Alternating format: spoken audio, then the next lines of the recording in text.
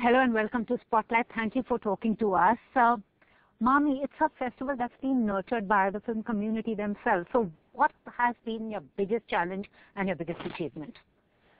Our biggest challenge really was to get the festival back on its feet in 2014 and 2015. That was a real struggle, but thanks to amazing supporters like these two, we have managed. The biggest achievement was really enabling it to stay alive. And what I'm truly grateful for and amazed by is how everybody came together. Absolutely. Everyone just said, what can we do? And whether it was, them giving time, energy, Deepika Padukone walking that red carpet, people donating money, everyone just pitched in and said, we need to keep it alive, which was fast. Absolutely. And Anurag, your movies have been to festivals. How, and Zoya, also you love watching movies, how do you choose a festival, the one you want to associate yourself with? That loyalty towards a festival. And there's no such thing as loyalty in the sense that the thing is, when we are making a film, as a director, we are looking at what time our film is going to release. The release window is very important. And based on what kind of film it is. So if we need promotion, then we look at what is the closest festival that we can go to. And that's how we decide. And sometimes we go to Cannes because our films are releasing between May and September.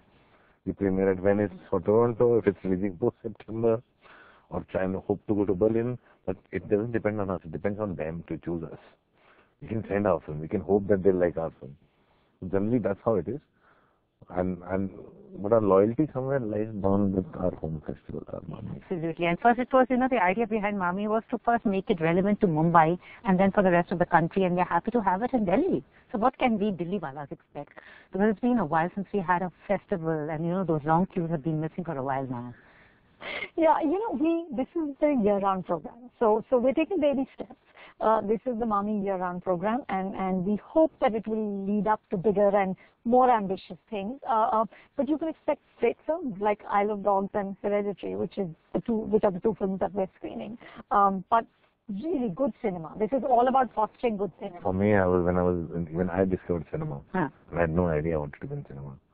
That one gap year that I took into 1993, 1992.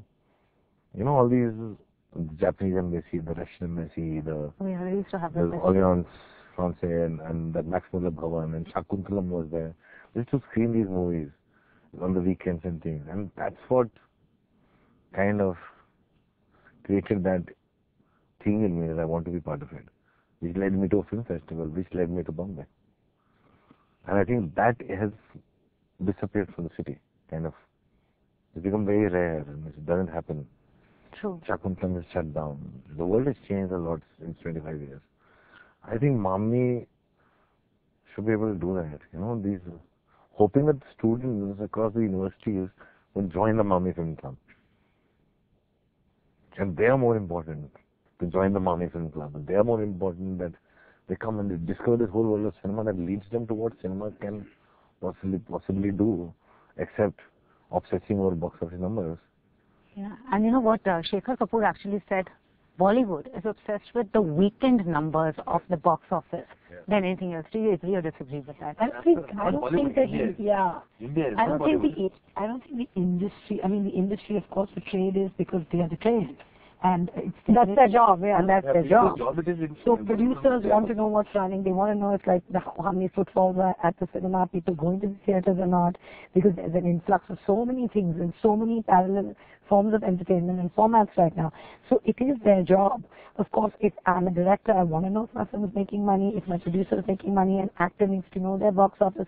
But besides the trade, no one else needs to know this. So the people obsessing about this is the media, actually. Not the trade. It's for the trade to know. When we were growing up, I had no idea how much money a movie made. I liked a movie or I didn't like a movie. I loved certain films and found out 10, 12 years later that they made no money. It made no difference to me. Or I didn't like a movie and found out much later it's a blockbuster, because there wasn't that kind of media. And there was, I feel the press also needs to just write about something, and very few of them can actually critique a film or know what else to write about movies, so they write it. The film that we acted as, we had no idea that some of those things did not work. Yeah, we had no clue. We did not know that until 15, 20 years later when we got into the industry and we said, oh, this is the film that inspired us, and people told us, no, but I was from the industry and I didn't know. Yeah. Nobody spoke like that. I mean, nobody spoke like every man on the street knows the box. My driver tells me, sir, this picture mein itna kiya na? And you're like, why does it matter to you? Like, I don't go into a restaurant and ask them how much they make a month. True. I don't care. I either like the food or not. And sometimes one feels that a movie may not be good, but just because it has made a certain amount overtakes a movie that must have been is good, but has not made that much money. But that's where the press comes in. Agree. Guilty as charged. All of us. And also with live streaming, do you think it's now become a challenge for you filmmakers when you are making movies for the big screen with, live streaming and the kind of platform that's given everyone? No, of course. I mean, see, I think in India we always had, we were already all challenged with piracy. I mean, there are many factors that are challenging the film industry. It's not just live streaming. It's the fact that we don't have as many theaters as we need. So there are no cinemas for people to actually go. They don't have the option to actually get to a theater, a decent theater, and watch a film that's released. That's one. Secondly, the taxation. The cinema, it's so expensive. So people don't really go out as often as they'd want to go out. Three, the home video systems are so sophisticated now that, experientially, people have a surround sound at home, they have bigger screens. So there are many factors that come in. And then you have live streaming as well. Having said that, in India, there's a very small percentage that's on the internet and watching films on the internet. It's still a small percentage. I mean, I think the biggest format till today is television. It's television.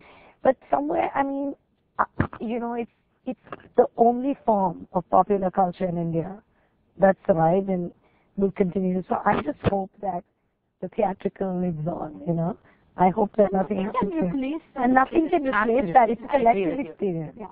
You can't, no matter how great your sound system is. True. Yeah. Sit in a theater, it's magic. Absolutely. And it's larger than life, and it's a collective experience. It's a community experience. So I hope. Of course, Abhay. We love us. And also, tell me honestly, is it easier to get stars to come to MAMI than signing them for your films? Anurag and Zoya? It really depends. No, it's as decisions. Everything is tough. There are people who believe in it, they'll come regardless. You just have to tell them. Yeah. Like Deepika. Yeah. She comes regardless. All do Anu has to tell her, Abhi is there. No, it's not. I remember last time I saw a movie like this was at Chanakya. I can't watch it. That was years ago. Okay, Anurag, also now you have a new movie coming, a love story. So, I mean... Love stories. Love stories on Netflix, but on Mumbai. I know, you've just done that. And Mumbai. Yeah. And Sacred Games. And Sacred Games. Wow. So, I mean, there's one thriller, love story, and love stories. Very exciting time for you. That's amazing. I have worked in 3 different formats. In the same year. She's got Made in Heaven. And she's got Gully Boys. Gully Boys, and honestly... One boy. Gully Boy. Gully Boy. One singular boy. How do you guys everybody calling it Gully Boys? Because they're in Delhi. Yes. I was just reading one of your interviews where somebody called you the posh princess of pain, but and now you're making a Gully Boy. So was that somewhere subconsciously to, It was that. No, she's like this. The minute I read that article, I was like, I am going to elite classes. With my next film. I'm going to spend the next 3 years proving I am not this elite classes girl. She like slowly been going downhill. She went from like being that rich family on the cruise. She stepped down in love stories. She went middle class. In Gully Boys, she straight away stepped into Paradise. After that, her next film is called Gutter.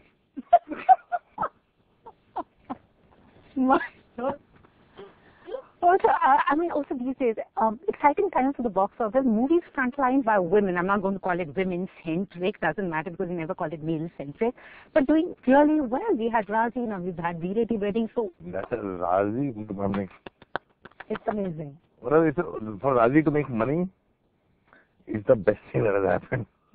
Yeah. It gives it puts in so much joy back into filmmakers, into people who want to do things. And it gives so much courage to start. It really opens doors. It opens doors. It really opens doors that these films have done well. So I'm very, very happy. But they still feel that movies need to be told from the female point of view, which is not happening since stories are written from the male point of view. We'll start seeing whose point of view it is. But it's increasing. The percentage of women every year is increasing. I mean, last Filmfare Awards, both the best director critics and popular were women. So it was Konkana and Ashwini Iyer. So it is increasing, and every year there are more. I mean, in a company like Excel, there are 3 women directors. True. So it is definitely increasing. The percentage is increasing, and it's coming in, and it's healthy. And it's not just directors. It's also writers, it's producers, it's studio heads. So I mean, there is definitely a very strong female gaze and a very strong point of view, and you can see it. It's happening. Okay, so the best piece of advice that you've ever been given, or the worst? The worst piece of advice, I mean, it keeps getting topped up. You know, people are just constantly telling you how to live. So, settle down. I think that with women. Settle down. Settle down. Yeah. I don't want to settle up. I'm just trying to figure it out. Yeah, that's the worst advice. What about you, Anurag? Worst or best? Worst or best? So your call. I don't know. I'm kind of deaf when somebody advises me. I suddenly stop hearing. I really. I don't know. No. I think the worst piece of advice is always when people know what's better for you. And the best piece of advice is always when people just are kind of, protective of you in a way. They tell you what not to do.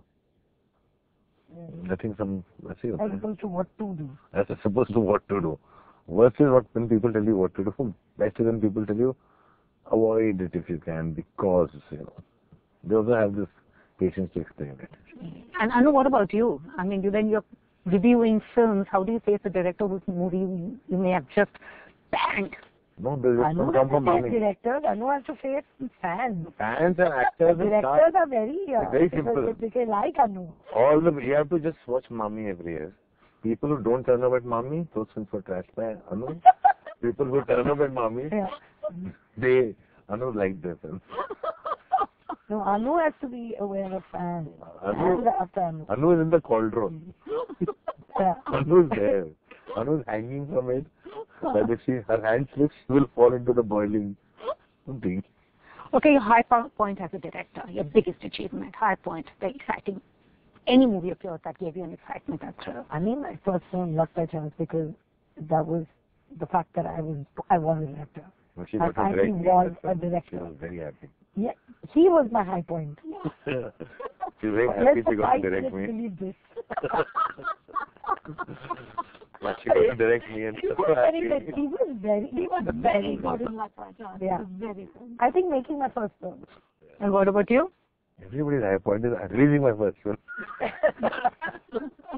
Releasing my first film. It was like 7 years after making my first film.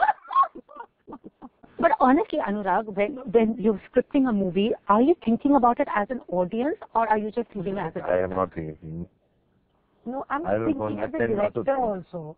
I'm just thinking, I think it's going to sound really pseudo, but as a storyteller, it's a story, the story is interesting. And I am the audience. I have to like it. I have to get moved by it. I have to laugh at it, or I have to, some way it has to affect me. So, I mean, initially I'm kind of telling myself the story, and that's how I'm dealing with it. I'm not directing because we are both writers. So the first part of the process is that. Then you go into now to convert this to screen. Now directorially, how do I approach it? What am I going to do with it? And that also changes things. That's the second approach. The first is just what is the story I'm telling, What about you? I don't know. I go totally blank in these questions. He basically doesn't like to give out his secrets. He's that type of person. No. Ask me any secret. So we're asking, self-censorship when you're writing. Do you also do self-censorship? I don't do. I don't do self-censorship. I write everything. My self-censorship starts while shooting. Does he look like he's I know, that's what I'm saying. That's all. मैं shooting कर रहा हूँ बोलते हैं ये मत बोलो. Let's just have an option for this. Like in Mukkabaz, I wrote a lot of things, but all those lines that I know will have a problem with censors, I Sanskritized them. Like when Jimmy Shergill says, हम आपके अंतराशा में प्रविष्ट होकर डमरू वादन करेंगे. Censors को समझ में नहीं आया. That proves their IQ. And Anu, which of their movies you think was the best work till now? I mean, those they still have, are going to be making tough one. That's too hard. I mean, I just recently rewatched Luck by Chance and fell in love with it. All of it. It's so beautiful. And the song in Luck by Chance, that song is unbelievable. Yeah. But I loved, and with Anurag, I really, there's so with Anurag, I always have problems with some bits, and I love like large chunks. So like Gangs of Wasseypur, I love, but I always feel like he goes on too long. She's very happy I made a love story. I came and told her, I said, good now. First reaction is good. Yeah. Nobody dies. Yeah, nobody dies. No heads are being cut. But I love what he does with characters. I think there's just an amazing sort of insight into people, into characters, and I thought in Mukkabaz, Vineet was just so special. That performance was for me just brilliant. So last question, a movie you wish you had made, a movie you wish you had made. I think one of those scripts that I feel like, a movie I wish I had made. It has been any. I really wish I had made The Godfather. Zoya, how rare and unique was that answer? I really you're the only filmmaker who has. Yeah, who wishes that? Yeah, but I wish I had made The Godfather. Maybe you can make a Hindi version. There are many being made. You can make. No, but you can't make The Godfather. You asked me that, and I think now maybe you could. No. Anyway, thank you so very much. Lovely talking to you. Thank you.